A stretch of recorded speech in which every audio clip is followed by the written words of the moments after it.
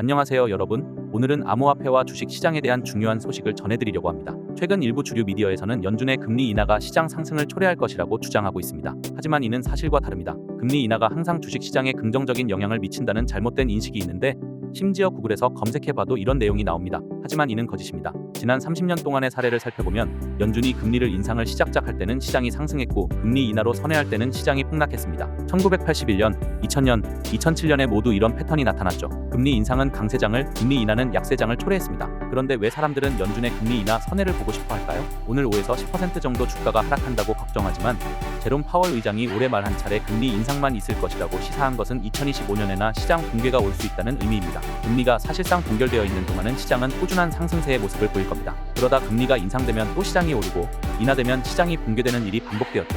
2020년 3월 코로나19로 인해 금리를 낮췄을 때도 대규모 시장 폭락이 있었습니다. 연준이 9월이나 12월까지는 금리 인하로 선회하지 않을 것으로 보이기에 올해는 큰 폭의 조정이 없을 수도 있습니다. 하지만 올해 말 첫 조정이 오면 장기간 높은 금리를 유지해야 하는 경제 상황에 처할 수 있습니다. 내년에 인플레이션이 다시 고개를 들고 연준이 금리를 또 인상하게 되면 2025년까지 더 강세장이 올 수도 있습니다. 물론 이는 역사적 모델을 토대로 한 것이라 확실하지는 않습니다. 추가로 한 가지 더 말씀드리면 연준이 선회하고 시장 붕괴가 오는 시기는 대선이 있을 때, 특히 여야가 교체되는 때와 겹치는 경향이 있습니다. 1969년 린든 존슨에서 닉슨으로, 1981년 카터에서 레이건으로 정권이 바뀔 때 그랬죠. 개인적 견해로는 역사적 차트를 볼 때 대선 전에는 시장 붕괴가 올 것 같지 않습니다. 민주당은 본인들의 강한 경제 업적을 내세우며 정권에서 물러나고 싶어 할 테니까요. 그래서 공화당에게 뒷탈을 씌우는 건데 만약 이기면 또 금리를 인하하며 경제를 회복했다는 논리를 펼치겠죠. 개인적으로 지금 당장은 암호화폐에 대해 매우 긍정적이며 금리를 인하가 예상되는 9월쯤 수익 실현을 고려해 볼 계획입니다. 물론 상황에 맞춰 대응해야겠죠. 연준이 올해 말까지 금리를 한두 차례 정도 인하한 뒤